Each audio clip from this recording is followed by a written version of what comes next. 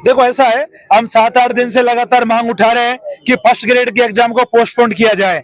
तमाम नेताओं से, तमाम अधिकारियों से, भजन लाल सहित सबसे, मैं बीजेपी के प्रदेश अध्यक्ष मदन राठौड़ जी से भी, मदन दिलावर जी से भी, प्रेमचंद बैरवा जी से भी, सबसे मिलकर हमने उनको अवगत कराया कि फर्स्ट ग्रेड के एग्जाम को 3 महीने आगे कर दीजिए, क्योंकि नेट यूजीसी का एग्जाम टकरा रहा है। MA final year, BEd final year के जो बच्चे अपेयरिंग में उनके फॉर्म भरवाए, उनके ना रिजल्ट आए, बहुत सारों का एग्जाम नहीं लगा, तो लाखों बच्चों के साथ में अन्याय हो जाएगा। उन्होंने कहा कि आप भरोसा रखो, आपका काम करेंगे।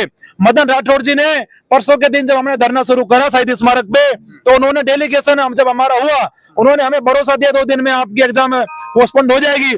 मदन जी ने कहा कि कोई बड़ा धरना मत करना, उग्र आंदोलन मत करना। हमने भी कहा उनसे कि हम उग्र नहीं करेंगे, नॉर्मल हमारा धरना जारी रहेगा।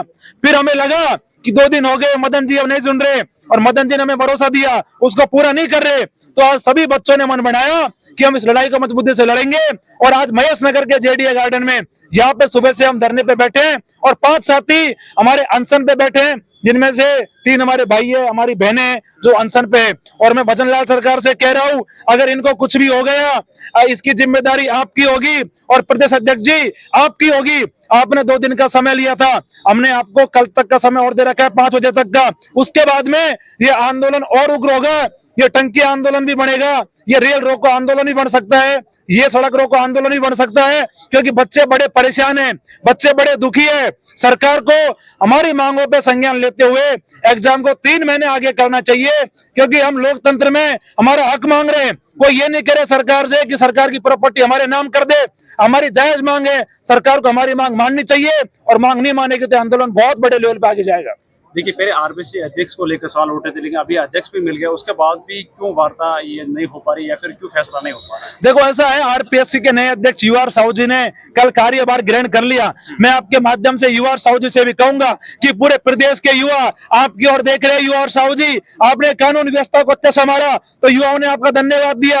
अब आप आरपीएससी को संभाल रहे हो, आपको सबसे पहला काम करना चाहिए कि जो बच्चे फर्स्ट ग्रेड पोस्टपोन की और आरएस पोस्टपोन की मांग कर रहे हैं, उनकी मांग को पूरी करते हुए 3 महीने भर्ती का स्थगित का नोटिफिकेशन जारी करके आपको युवाओं के दिलों में जगह बनानी चाहिए, क्योंकि युवा लगातार ये प्रयासरत है, मांग कर रहे हैं कि हमारी मांगों को सुना जाए। और हमें उम्मीद है कि युवा साहू जी हमारी सुनेंगे और संज्ञान लेकर एग्जाम को स्थगित करेंगे। नहीं तो ये आंदोलन देखो बड़े लेवल पे जा रहा है, मैं आपसे फिर कह रहा हूं, और ये युवाओं ने मन बना लिया।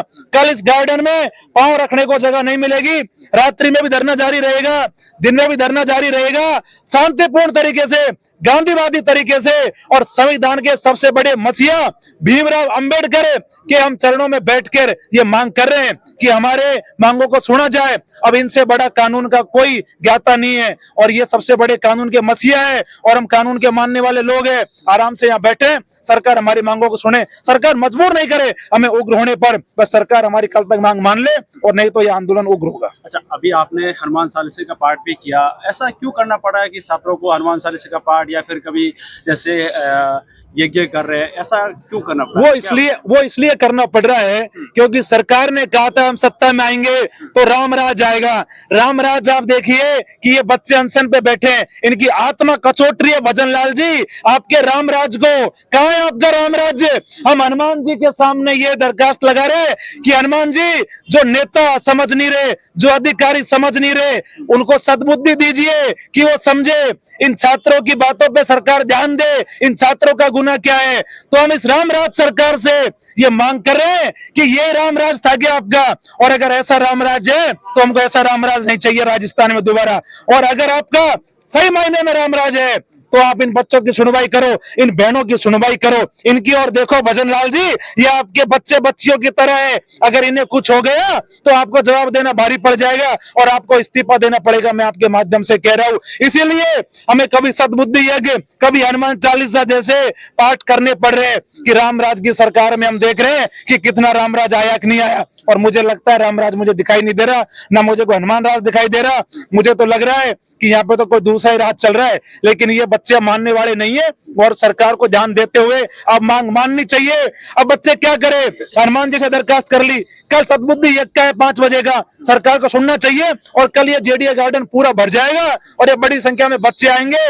और जब तक नहीं जा रहे बच्चे, जब तक स्थगित नहीं होगी, अभी तो 8-9 दिन है और 8-9 दिन ये संघर्ष लंबा चलेगा।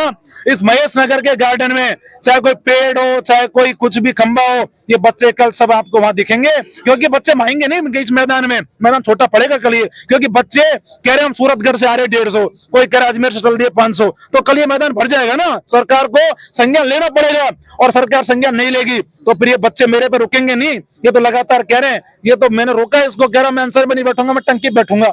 बताओ, मैंने कहा भाई मत बैठे। अब देखो बच्चों को समझाना पड़ता है, लेकिन सरकार मान नहीं रही। मैं उम्मीद करूंगा सरकार हमारी माने। भारत